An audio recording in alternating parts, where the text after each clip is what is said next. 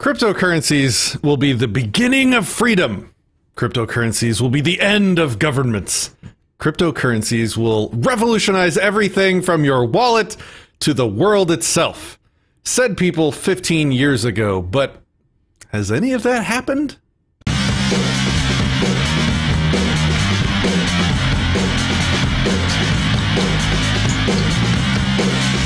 From Acapulco, Mexico, this is Anarchast.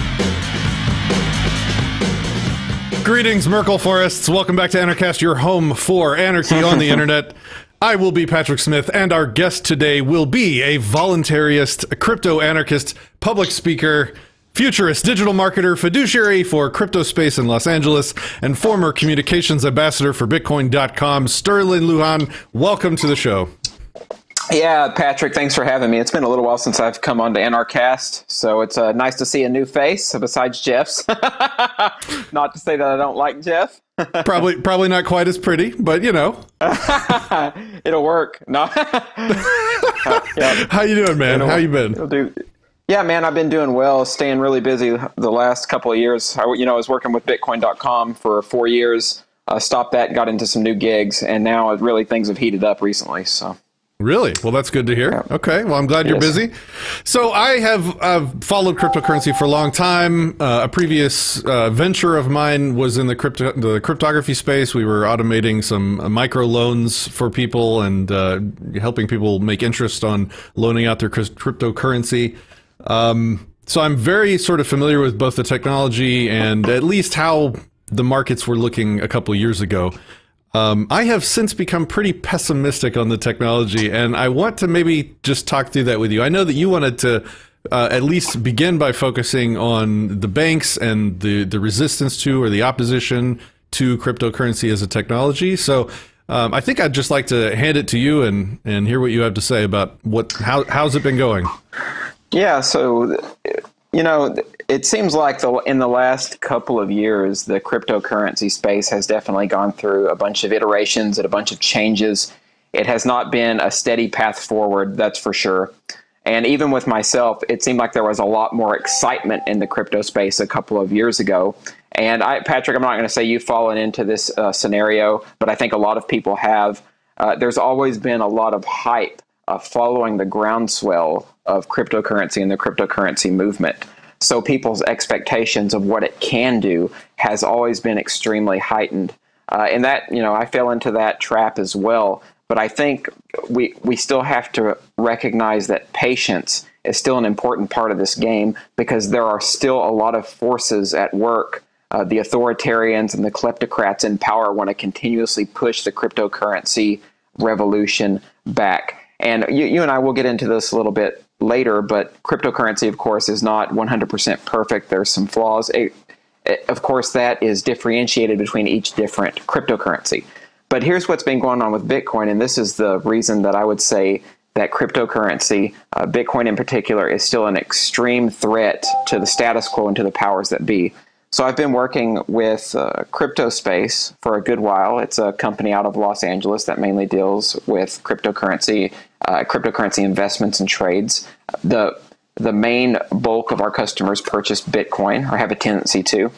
Now, here's the thing. When you have a cryptocurrency company that just deals in trading and that deals with a larger volume of money, what that means is that you generally have to bank. You have to have a bank or an account with the traditional or the legacy system, right? Or you can't trade crypto for any different form of cash, right? Be it US dollar, yen, no matter what the currency is, you're going to be trading at some point with the banks, at least until we get to a situation where it's just cryptocurrency and it is used as the unit of account and everybody's using it everywhere. So right now, even today, we're like you said, 15 years later, not quite 15 years, but we're getting up to that mark. We still can't bank if we're a cryptocurrency company. So our company, we've had multiple accounts shuttered by the mainstream banks regularly, and still to this day, we have accounts that are closed. So, and I want to talk about a personal experience I had with this, just being in the space for so long. So when I was in LA the last time, I was, going around looking for different kinds of banks in the area that would be willing to have a banking relationship with me. And I went in there and started to explain to them that I'd like to get an account, that I want to open it for myself. And I don't live here in LA, but I am here very often, and I have a property that I'm trying to purchase here with my wife.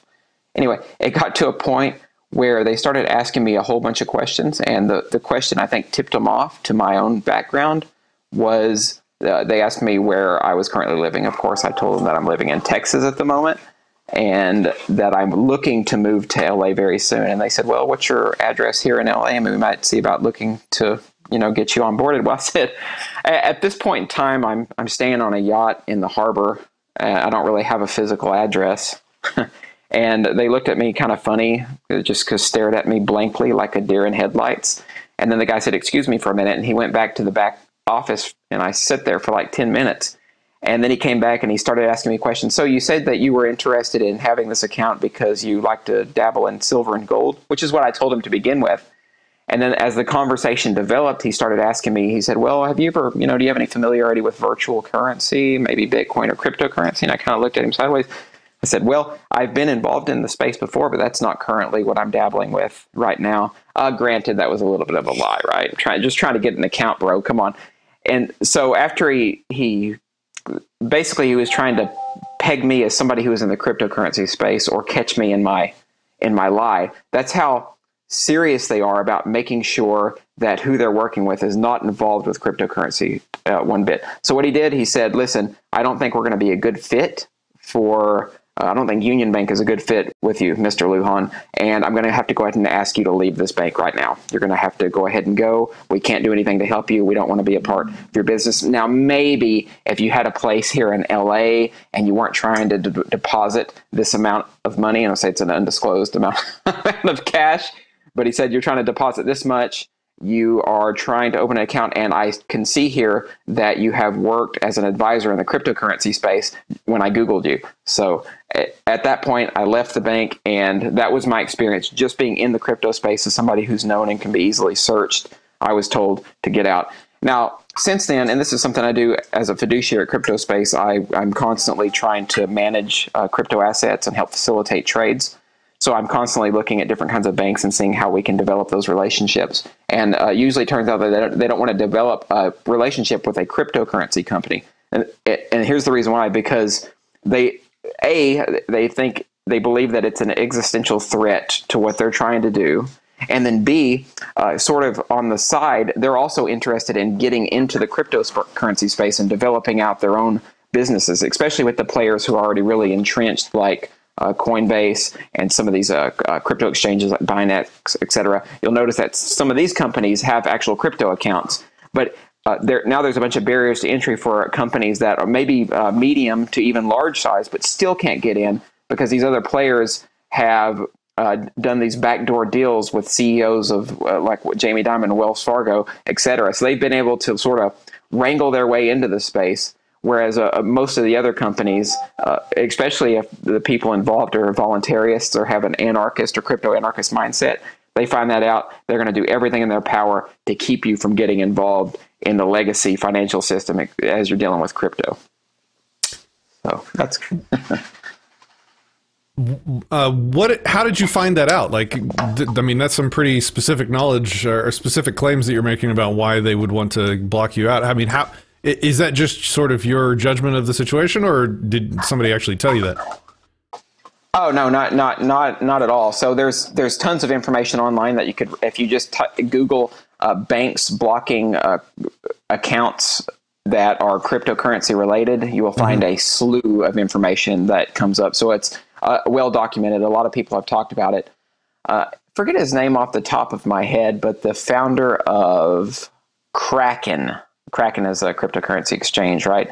He had made the comment in an article that because their company has been denied banking relationships so often, they had to effectively learn the art of money laundering, even though they're not technically money laundering, in order to try to work within the banking system, right? So they're having to have people bank without actually being able to tell the bankers that they're involved in the cryptocurrency space. So what happens is a bunch of people involved in the space constantly try to get accounts. They constantly lose accounts because the banks find out that they're dabbling in cryptocurrency, and then they're kicked off. And I have some other friends in the space besides myself that this has happened to. It's happened to the other folks in our company, and it's happened to people in other cryptocurrency companies as well. Maybe not the mainstream, mainline ones, but no, this is not just my individualized experience and my opinions based on what happened.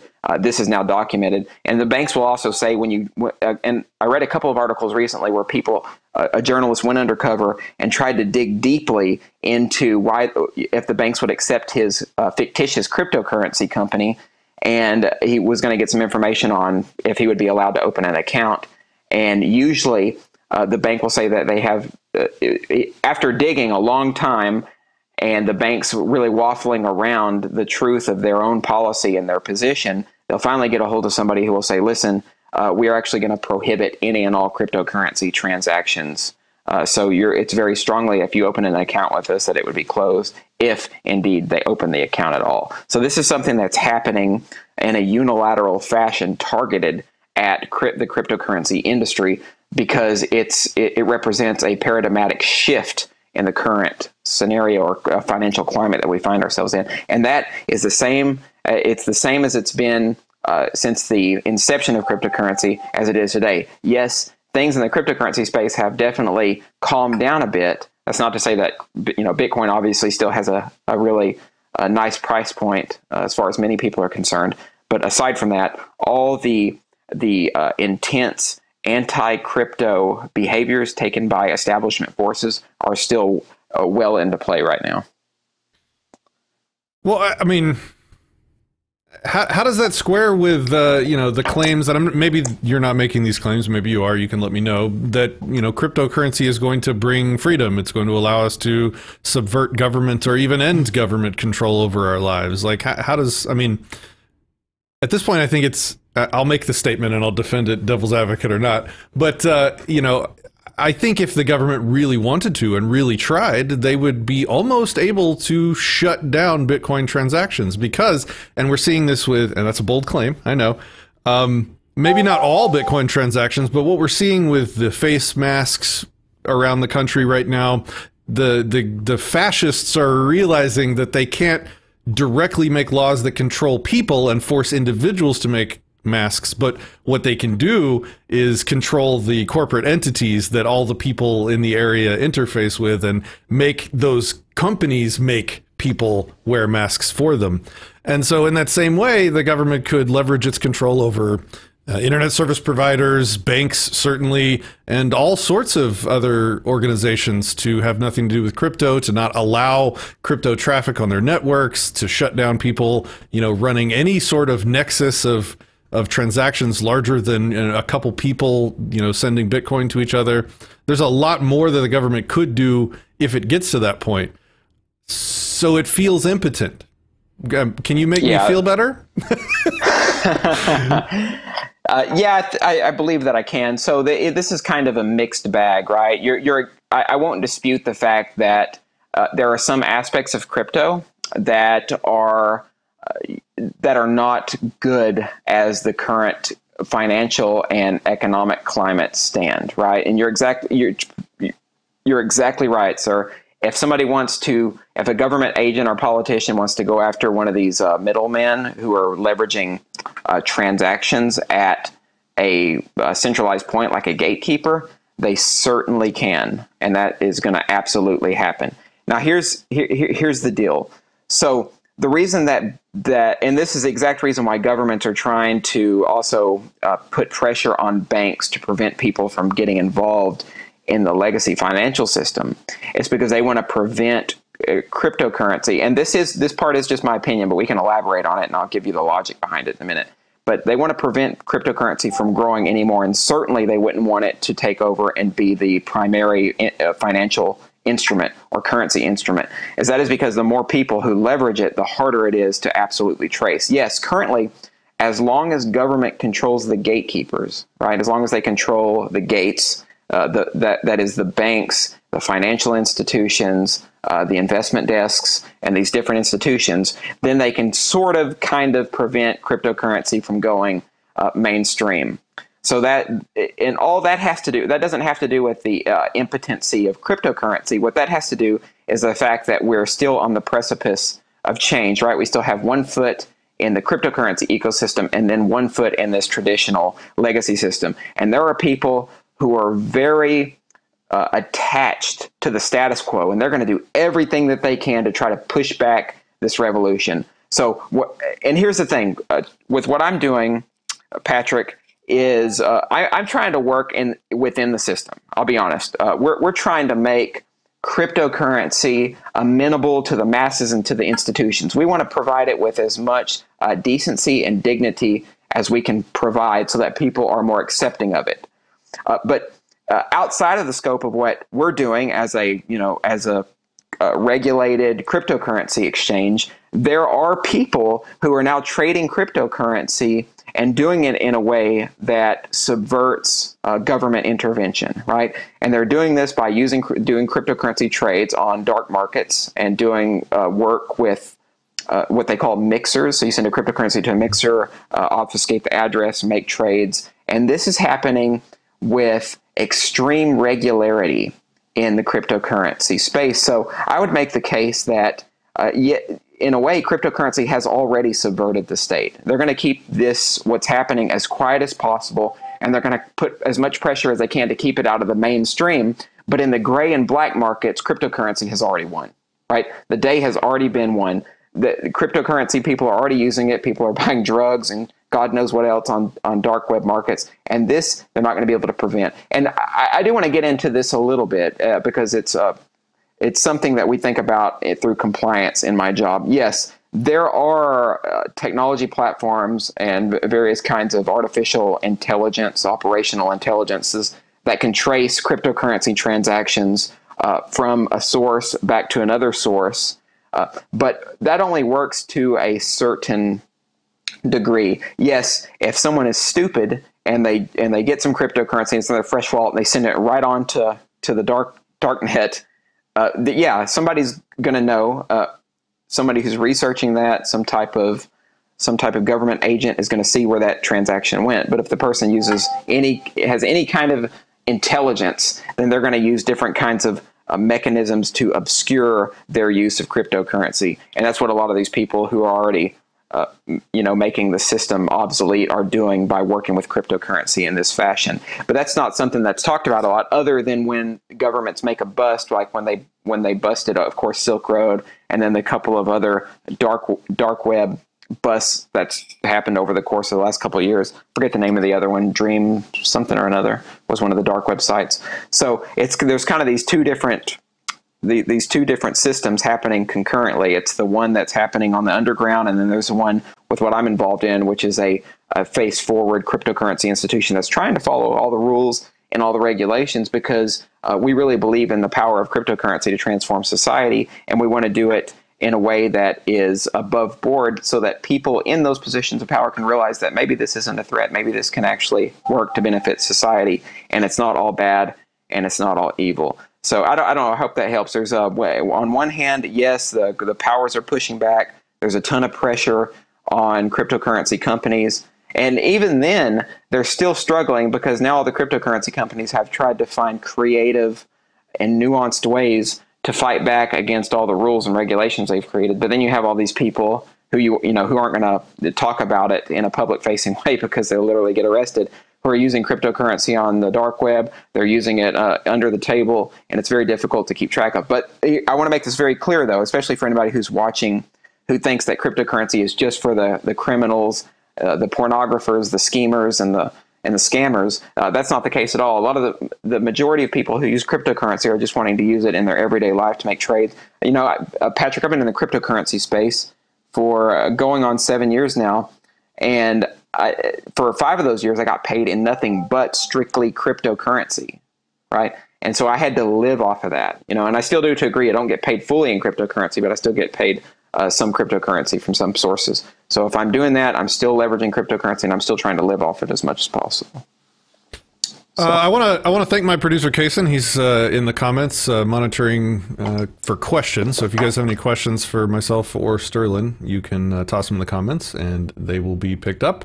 We have one here from a Frontal Cortex. He asks a question for you, Sterlin. Knowing that if someone mints their own physical coins in the U.S. to compete with the dollar, that they'll be in federal prison for at least 20 years, will they ever be okay with BTC? So, you know, right now these institutions have, and I'm talking about government and mainly the banks. There's a lot of double standards right now, right? Because they're all on the surface.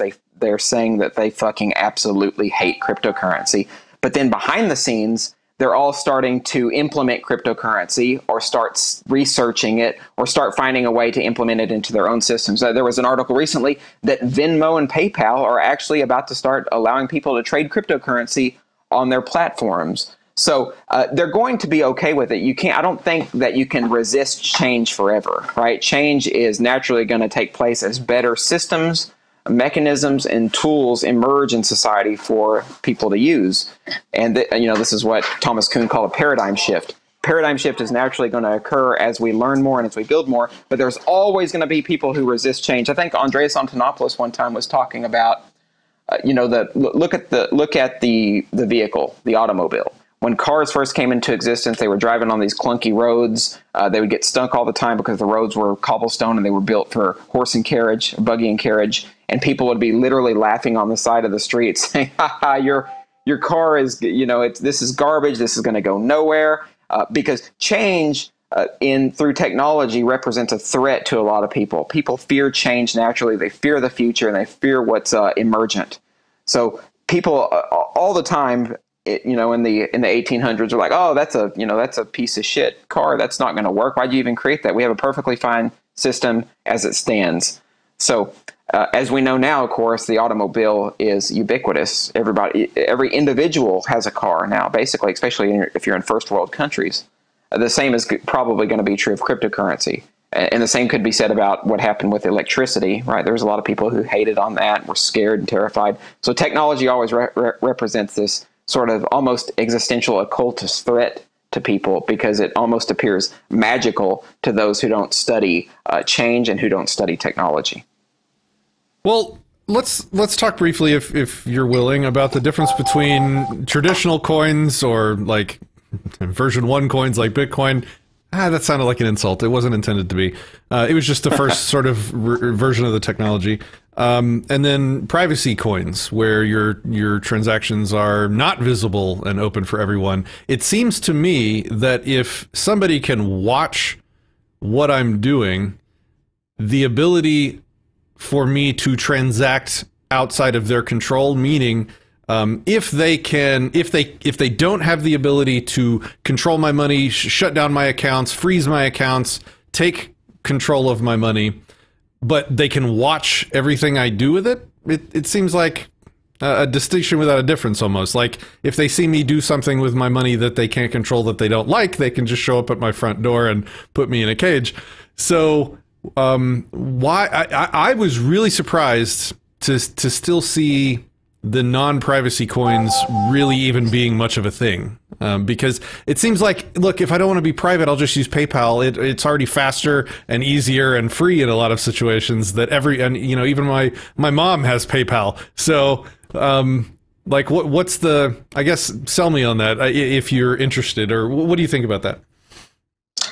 Right. So the way that I understand your concern is like if you want to have a sort of if you want to have your privacy and have your cake and eat it too, to be able to use it efficiently and also maintain the privacy-centric mentality, you were wanting to wonder why you could use crypto rather than the mainstream. Is that the way I want to make sure I understand the question clearly? I guess maybe if I TLDR'd it, it would be like, without privacy, what good is it? Like if it's not secret, if they can watch what I'm doing like you can with Bitcoin, unless you go through a bunch of steps to, make sure you start with coins that aren't tainted in some way and then go through a pretty technical series of technological hoops to, acquire it and then transact with it privately, untraceably. It's a risky thing to do anything with that you need to be private. So like, I guess the question is like, if it's not private, what good is it? You're exactly right. So if it's not private, that's definitely a concern, and I'm not going to disagree with you on that at all. Now, here's the thing that's going on right now. Yes, Bitcoin is what we refer to as pseudonymous. A lot of people had erroneously believed that it was completely anonymous and that we could leverage Bitcoin without government or anybody else being able to track it.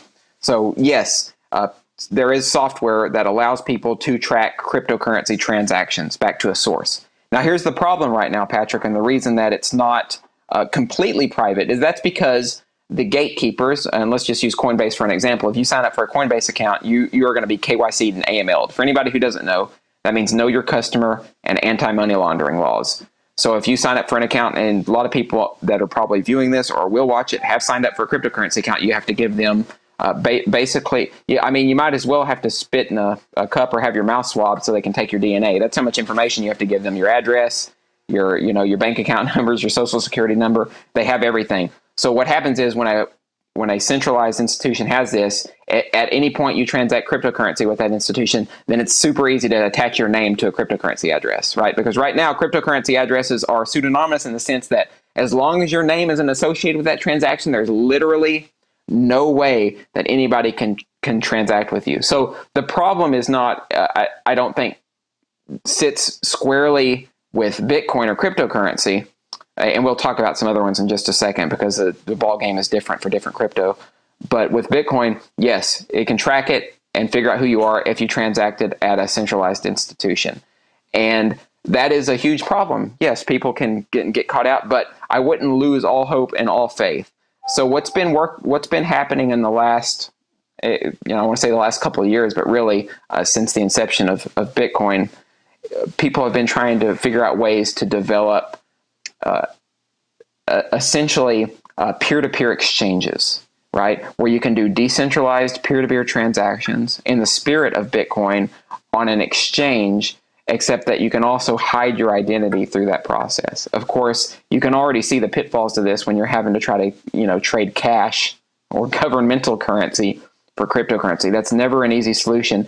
There have been some platforms that have tried to solve that by using different kinds of wire transfers or ACH transfers in the bank that put currency in someone's bank, and you would get that, but then they wouldn't know that you traded crypto for that because you used one of these peer-to-peer decentralized pieces of technology. So that's been one of the things that you can do. But now let's just get into another example. There are cryptocurrencies that you can use, and Monero is one of them that uses ring signature technology that does allow you to make transfers that are not easily tracked if you use it appropriately. But you still run into the same problem. If you go to an exchange and try to trade these, it's possible, it's a little bit more difficult, but it's possible that a federal agent or some kind of compliance officer could track you down and find out where you have sent this cryptocurrency. So ultimately, it's not that the technology is anti-privacy or not privacy-centric. Really, it matters how the user decides they want to use it.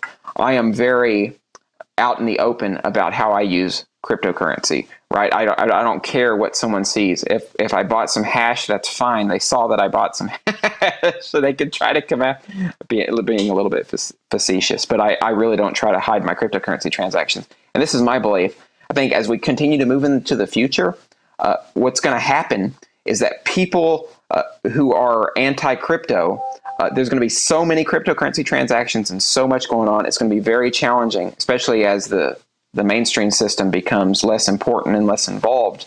It's going to be very difficult for regulators to keep up with all the different kinds of transactions going on and to keep up with all the people involving themselves in these systems, especially as they start to use more mixers and as cryptocurrency continues to get more and more decentralized and more anonymous, more and more private. And I know that it feels like it's been a long time, in the couple, the little over a decade that cryptocurrency has been around. But look at it like this. This is still the very early days. It took the internet really 20 years to fully take off. I mean, in 10 years, it was starting to bridge the gap, and people were starting to realize, wow, that maybe this isn't for scammers, schemers, pornographers, and pedophiles, right? This is something that's actually important that people are going to use on a daily basis. I think the same thing's happening with crypto. It's going to take a lot longer. There's a lot more pushback for cryptocurrency than there was against the internet. I will say that. Well, I appreciate you wanted to come on the show and talk about the war on crypto, and I feel like I'm taking a side of the issue that I don't know many people do. Like, I feel like you probably wanted to talk about how bad it is, and I'm over here like way beyond that. I'm like doom and gloom. And look, I'm probably coming off like I'm more pessimistic about the technology than I am. I really enjoy crypto. I do own some. It's. Do you want me to go hard on crypto? I will go hard on crypto. Sir, you are welcome to. We can discuss this until the angels come home. Till the internet stops working and we get banned from YouTube like everybody else is these days. So I see its only strength right now in the market as a differentiator from other technologies for trading value. As being its decentralization, which gives, makes it difficult to be controlled by government, for example.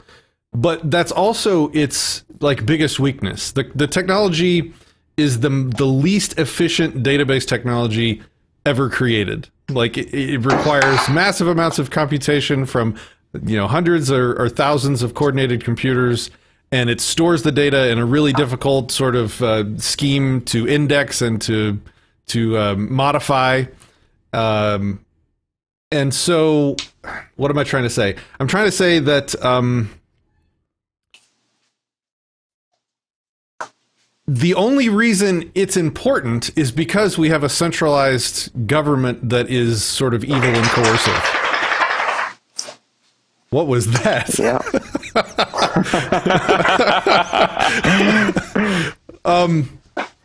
So, like, it's like by the time we achieve a free society, we won't need cryptocurrency anymore, I guess is what I'm trying to say, because a normal database, like the one running at Visa or MasterCard would be much more efficient at handling millions and billions of transactions, much higher transactional throughput than a cryptocurrency could. But it also has the additional weakness of, because it's not centrally owned and controlled and iterated and developed by a set of private individuals with interest in it, it sort of gains all of the downsides of democracy in its technological iteration. What I mean by that, there's tons of drama amongst the developers and the various people that are vying to get their changes in and out, and there's forking all over the place. This all flows from the big negative, the decentralization, the lack of controlling authority over the technology. And so here we are 15 years later, and I mean, Bitcoin has, this is not entirely true, but I'll just say it to take the position. It really hasn't changed that much. Like, the technology is still not really iterated. I would call it like 1.5, not like, we don't have Bitcoin 2 yet with all kinds of really cool new features that solves a lot of the problems that, it's had since the beginning. And that's a weakness. That's because it's not centrally controlled. Other coins that have a central team working on them are iterating quick, man. Monero might be a good example of that. Like, they make decisions, they implement them, they change, they improve the technology very quickly. So in a crypto war, I think the decentralization puts it at such a disadvantage in some of those areas that I wonder if it can compete. What do you say? Yeah, no, I say it absolutely can compete. The fact that it, here's the deal. The problem with I'm just trying to challenge you. Oh, no. By all means, no, this is an important discussion to have, because a lot of people will ask themselves, especially if they're anarchists, what's the point of having cryptocurrency if we can gain a free society and just continue to use the systems that we're using? Well, I'll answer that question first. And I think, first of all, trying to achieve an anarchist society has already been a struggle for us. And one of the methods that I've seen as the most important for trying to gain a free society is to use agorism, right? Or what Samuel Konkin called agorism, which is to use the black market and counter economics to help change society from the inside, moving up and outward, right? From the fringes. And cryptocurrency fits nicely into this agoristic niche in that we can make these trades, like I discussed earlier, on the dark web. We can use mixers, we can change currency around, we can use privacy-centric coins, and that we can help destabilize the state and the financial system as it stands, leveraging cryptocurrency in this way. But that's just one piece of the puzzle. I also want to talk about the current financial system and the reason why it's just broken to begin with. And this is not to say if anarchy took over or not. Listen, if you're working at a financial company, if it's fintech or in the mainstream financial realm, it is not easy to innovate. Actually, technologically speaking, it's almost impossible to innovate because there's a ton of bureaucracy, there's a ton of red tape, and there's a ton of nonsense. You can't do anything that massively changes the current system because they will tell you that it's illegal or that it's wrong or that you have to have a bunch of licenses or special privileges to do this. And this is why a lot of companies have had so much trouble innovating in fintech without having to raise a shit ton of money, because the controllers, we're talking about government interrelationships with Visa and MasterCard and some of these other financial companies. There's so many barriers to entry, they won't let these companies in. And this is the exact spirit, I think, that heralded the coming of Bitcoin and cryptocurrency, right? Because cryptocurrency was created without any kind of permission, right? Bitcoin was created by a guy, whoever it was, Satoshi Nakamoto, whoever that person or group, or him, her, she, alien, it, whoever it is, created Bitcoin, and no one authorized that, right? There was no permission granted for them to create that. They didn't have to. It's computer code, it's protocol, it's programming. And that's one of the beautiful things about this whole space. And yes, there are some downsides that come with having a decentralized community-oriented space, and that could be potentially a lot of infighting. But the beautiful thing is that infighting and challenging each other is part of the innovative spirit. It's part of the entrepreneurial guide or map that allows us to create new technologies that bring us into the future.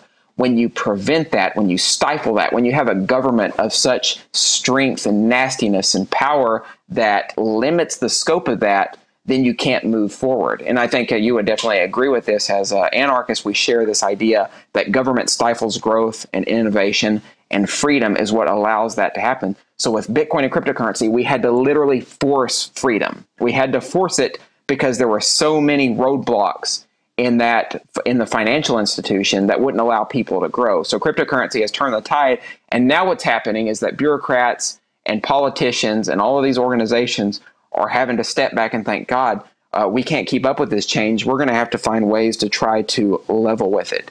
And this is also, and finance is one point, but this has happened technologically in a lot of different areas, right? Uber, Airbnb, all of these technologies have moved far beyond the pace of regulation, right? These places are cropping up, especially with Uber. It's really well known that the taxi cabs, local municipalities have fought against the upcomings of Uber and these digital apps. And this is only going to strengthen as more decentralized technologies come up and people are using these apps and not worrying about anything at all what government thinks. So this is the nature of technology. And I think if we think about technology in the spirit of anarchism, it is one of the most anarchistic and freedom-loving things that humanity can do to help push us forward. And I get a little almost pseudo-spiritual about this because Ray Kurzweil, if you're familiar with him, he was, I think he still works for Google to this day, but he wrote a couple of books. The Singularity is Near is one of the main ones. And in this book, he basically said that technology is just evolution by another means, right? Evolution is so slow and so cumbersome, gotten to a point to where it doesn't even matter anymore.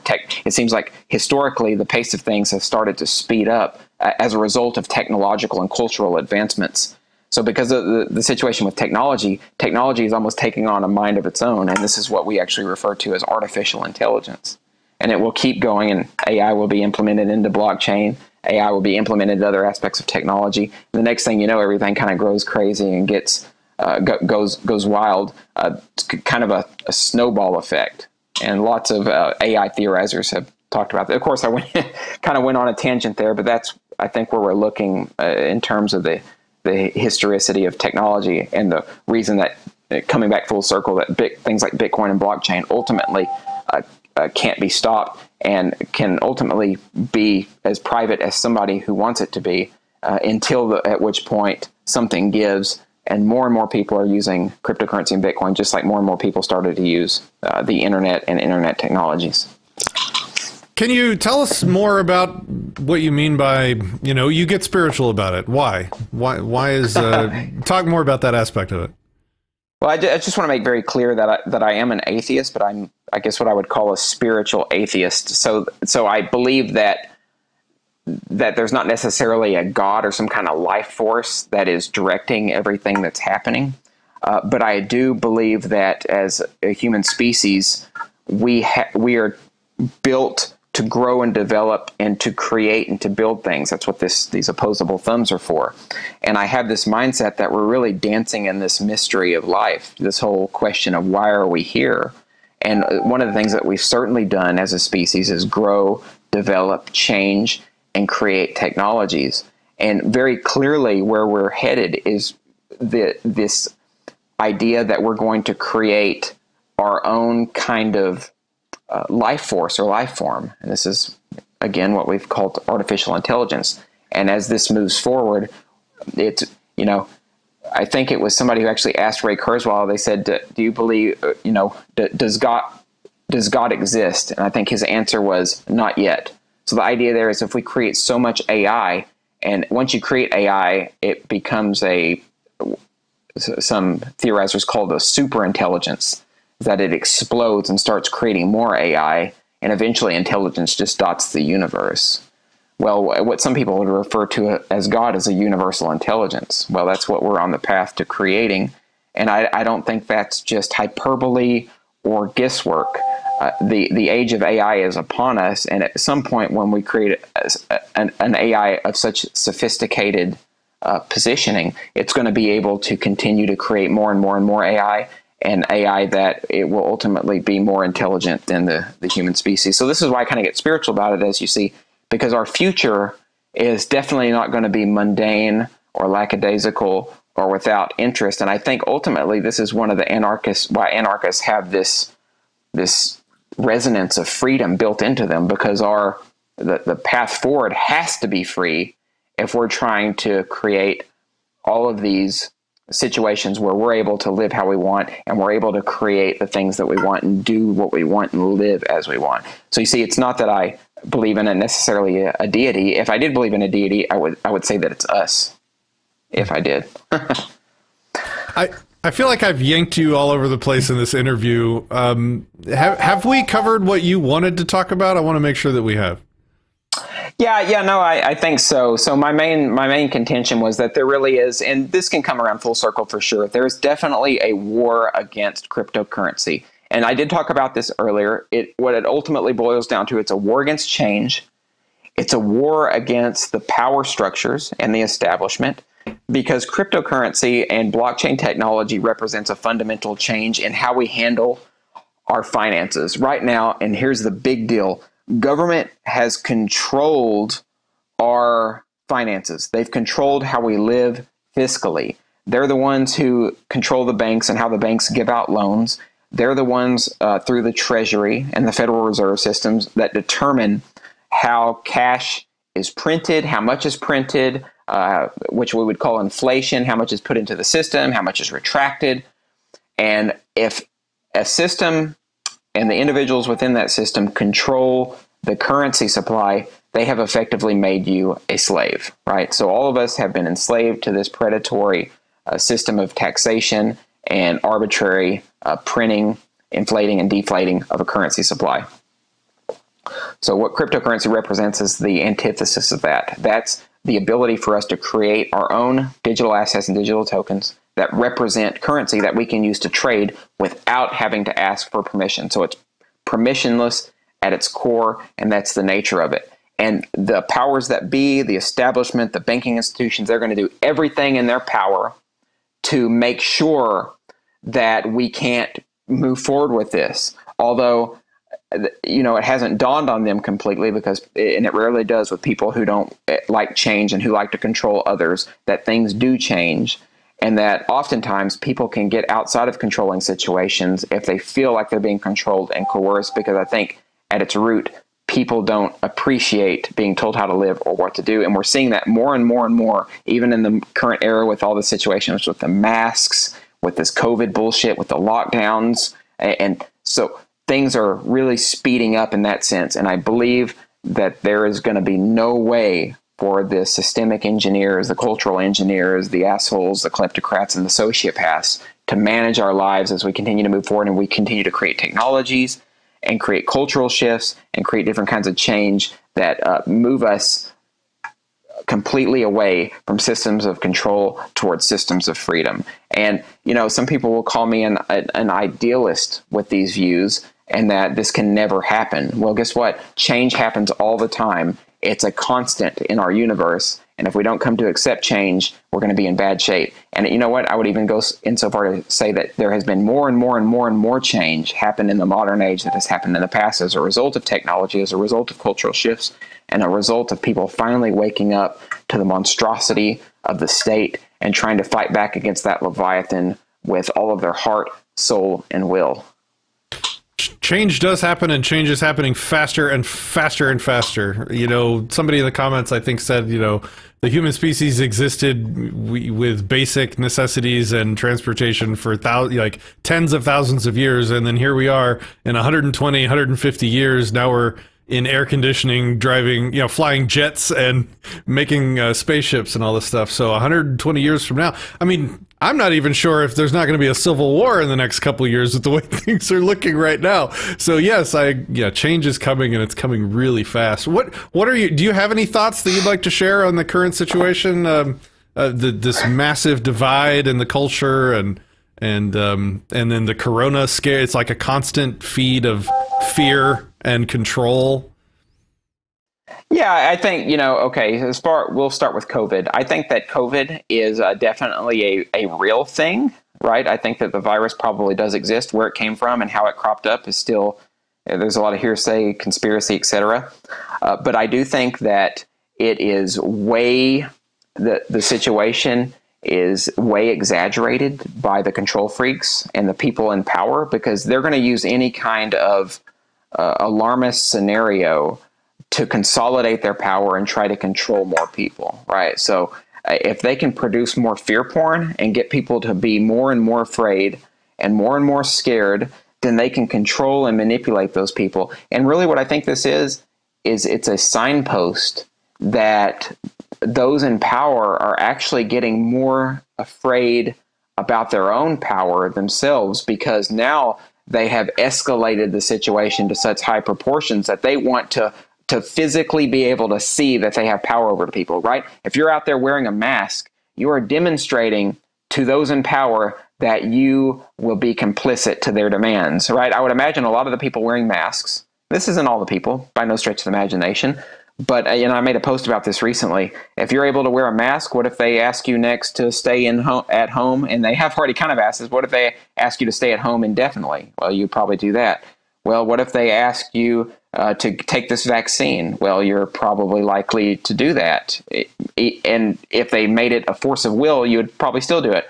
What if they asked you to go to the train station and get in this boxcar and go to this concentration camp?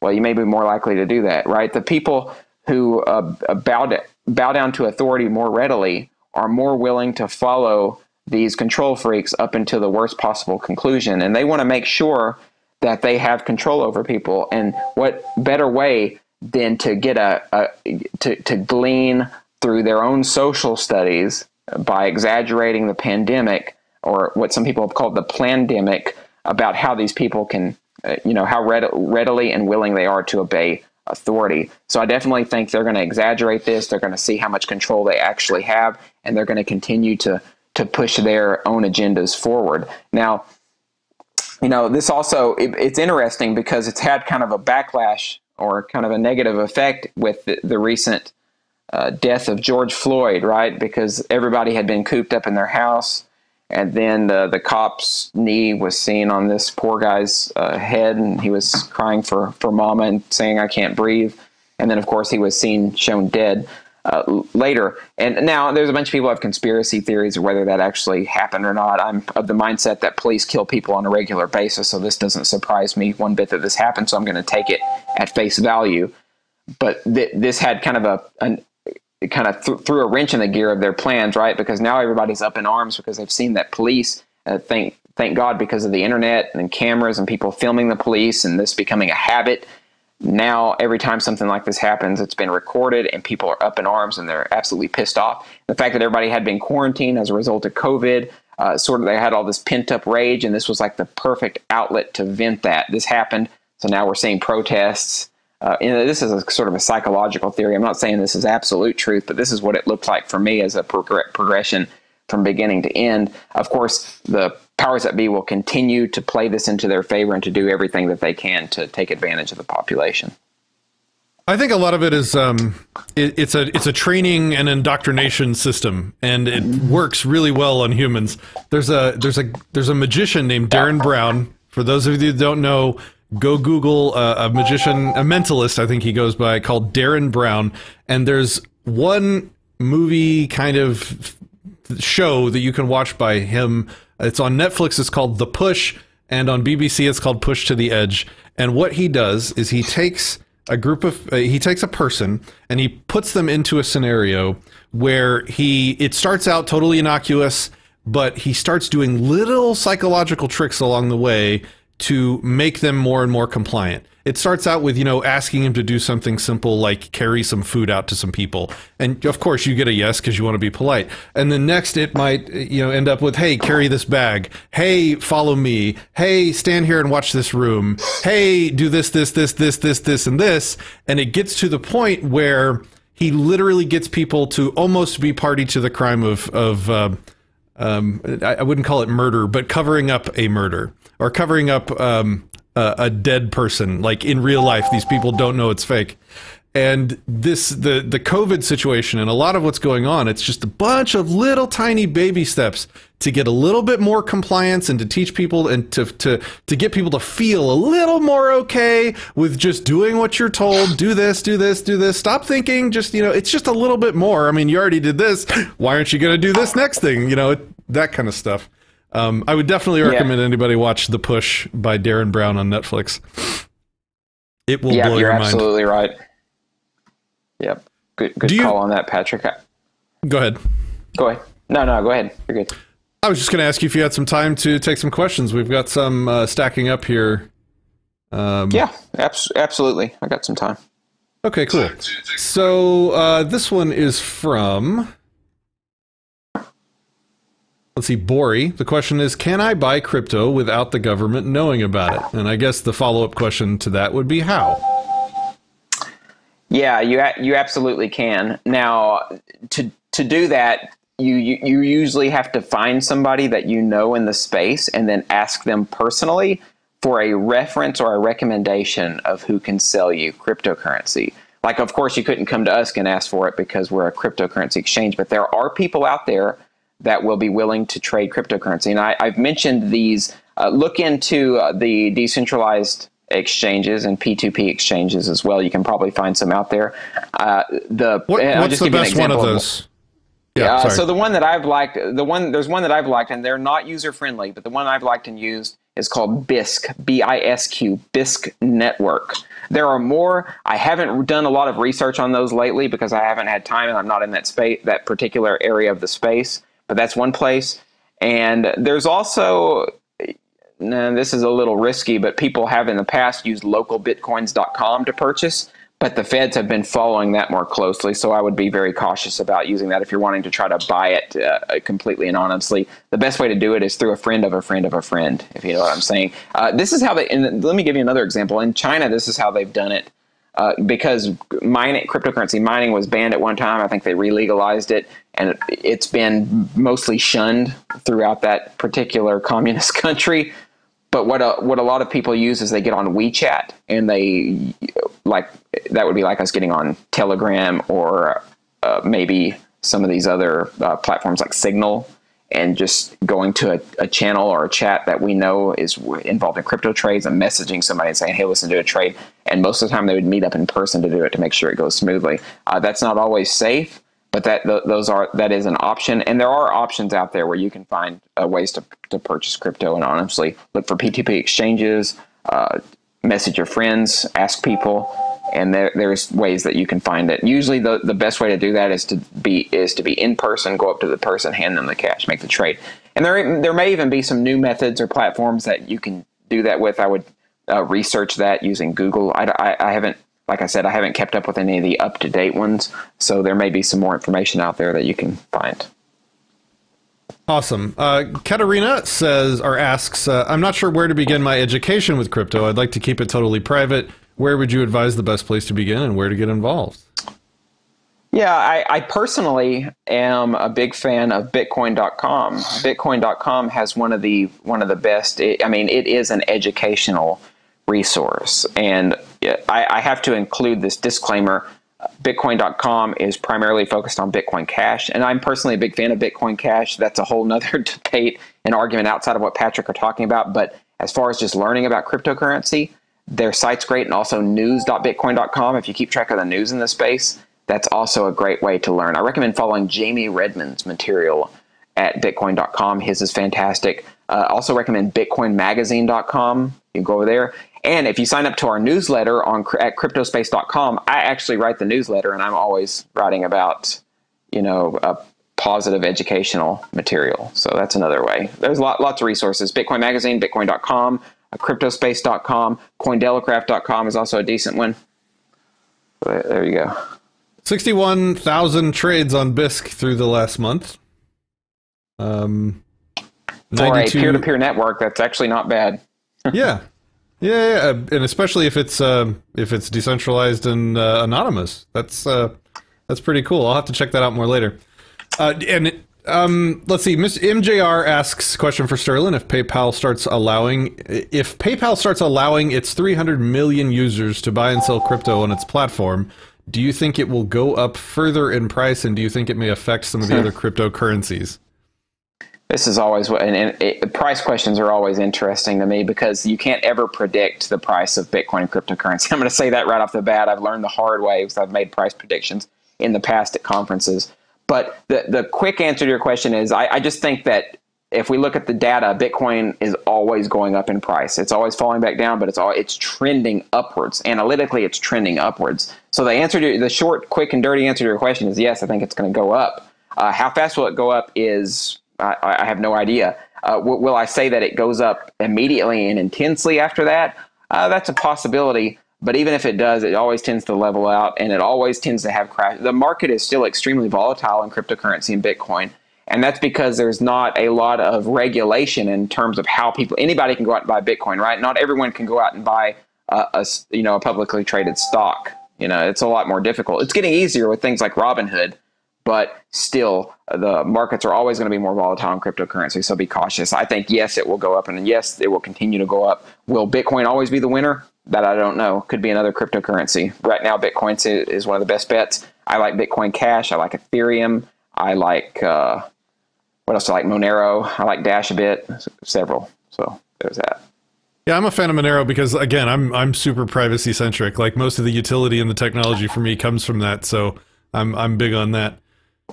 I guess a good way to finish out this conversation would be to ask you to tell us what we can do to aid in this crypto war. What can we do to help win? I would say one of the best things to do is just, and I'm a little biased in this, support cryptocurrency exchanges. If you want to get involved in the space, and to be fair, this is if you're not wanting to be completely private, but you can have two lives, right? Support cryptocurrency exchanges, get on our exchange, and I would say ours personally, cryptospace.com. Ask us for doing a cryptocurrency exchange or trade. That actually helps a lot. But just buying cryptocurrency from somebody and then trying to actually use it. I'm still a fan of actually using cryptocurrency to buy things. That is a mindset that has sort of faded with time, and a lot of people see Bitcoin as a store of value. You just hold and wait for the price to go up. I'm a fan of actually using it because in order to change the current economic system that we live in, people have to actually use it to buy things. So buying things with it, first buying it from somebody, and somebody you know and love is good, and then using it in the economy to buy things, to buy very materialistic real things or services, that is a phenomenal way to support the growth of this ecosystem and to do your part in helping us continue to grow. Okay, I want to make sure that we have your link correct. You said CryptoSpace. What is it? CryptospaceUS.com. US.com. We were pulling up CryptoSpace.com and not finding it. Okay. CryptoSpaceUS.com. Yeah, US.com. Maybe I mismentioned that earlier in my haze. No, that's fine. I just want to make sure that we send people to the right place. Is there anything anywhere else that you'd like to send people to find more of your work or your writing? Yeah, I'm most up to date on my Facebook page, which is just Sterlin Lujan on Facebook. I also have sterlinlujan.com. I haven't updated that as regularly as I should be doing, but I intend on doing more work there. But my Facebook page is where you can find me, where I'm most active. And then on CryptoSpace.com, if you sign up to the newsletter, I'm going to be writing regular newsletters there. So that's the main place, so I don't overwhelm people with sites. So. Awesome. Well, sir, I really enjoyed the conversation. It was enlightening, and I hope to have you back to continue it as the war develops. So thanks for coming on the show with us today. Hey, Patrick, thanks for inviting me. This was a lot of fun. So awesome. Let the war continue. I'm glad you put up with my grilling. Sorry about that. No, it's all right. I've had worse. All right. You have a really delicate hand there, Patrick. Good. All right, guys. Thanks for watching. Thanks for hanging out with us, and I will